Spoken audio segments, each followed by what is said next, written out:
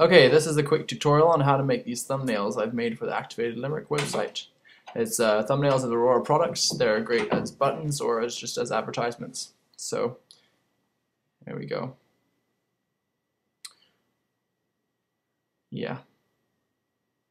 Okay, well, to start off with, I'll show you the photos I took. I did a photo shoot of different Aurora products, different Aurora booklets, and all I did is I used a whiteboard to catch the reflection. I just put a white sheet behind to get those photos. So I'm going to start with this one, From the End to Eternity, and I'm going to edit that. Start with, I'm just going to zoom in there, and I'm going to get the selection tool, use a polygonal lasso, because it's a very boxy shape, so it's very easy to do. Hit the caps lock and you can get a better icon for your tool where you can see what you're doing better. And you just go there and you cut it out. Doesn't have to be perfect, just get the basic shape there. Now once we got that, we can make a layer from the background because we want to have a transparent background behind it. Then we crop it, we select the inverse of that, and we clear it. And so there we have it. We can save that. Once that's saved, we make a new file. Once we made that, we can go back to the file we had. We can change the canvas size of it, change it to a smaller size because we're going to be putting it into a smaller thumbnail, and that way you don't have to transform it inside the thumbnail. And you select that, you copy it, go to the thumbnail image and you paste it. And you grab that, scale it down, position it where you want, get it the right size. And then just to fix up the colors a little bit, maybe brighten it up a bit, you go to the adjustments and do auto color. Usually gives a good standard color fix. Now we're going to make the text next to it because that's what we do for the thumbnail. We're going to try and do something that's very similar to the text that's there. As you can see, I grabbed the color from that text and it's all capitals to start with. I don't have the exact font for it as far as I know, so I'm just going to try and do something that's very similar. You can see end is bigger and so is eternity. Both bigger, so we'll just increase those and just scroll through some fonts. Let's make that a darker color so we can see what we're doing. And yeah, that looks about right. That looks like it fits. Oh, and increase the size of that.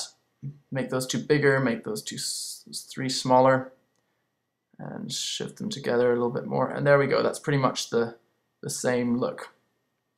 Now we're going to go into blending options of that layer, the text layer, give it a drop shadow, and we're going to give it a color overlay. That's the simplest way right now for us to just grab that color as from over there, the same text color using the eyedropper tool. And there we have it. We have the text for that. Now we want to also make let's just align that shadow, make it a bit bigger. Now we also want to make the text of Scott McGregor, so we can just actually hold down the Alt button and drag it. As you can see, I've done that, and put in Scott McGregor. And shrink it down, put it where we want to, and that's a bit fuzzy, so let's take off the drop shadow and just have it purely with the color. Now that we've got that text down, let's start working on the background of it. Use the gradient tool, select the background layer, and just get now the colors to work with for the gradient. You grab the colors from the actual product, and that's usually the best way to do it because then it suits it. And using colors to match up things is really one of the best ways to make products blend in if you're trying to do this kind of thing. Okay, we're going to use that gradient one to make it look like it has a horizon, but let's switch that around and use it as a red horizon and coming to a black. That looks nice. And then we're going to get the brush tool, grab that yellow, make some kind of flames in the background. This is just a brush I have, although you can use different types of brushes or you can do it by hand. And then we're going to go get another more misty kind of brush, more flame into there, get a bit of red. I just use the eyedropper tool to grab that red color, and then you keep working from that, get the white to make it a bit brighter in the middle and shrink down the brush there. And then we're going to give Scott McGregor a reflection, so we just duplicate the layer, then you right click on it and you do rasterize type. And once you've done that, you go to transform and flip it vertically, and then you grab it and you move it down. It's underneath it, so it's like a reflection. The only way you can use arrow keys to move it around slightly. You're going to take down the opacity of it, and then just to take off a bit more of the edge so it kind of fades, we're going to use the eraser tool, use a soft eraser, soft round brush there, and just fade off the top of it. And then once we've got that, we've got the reflection down. Now let's edit the reflection of the product itself. The only problem with this reflection, as I can see right now, is it's a bit too bright for the environment.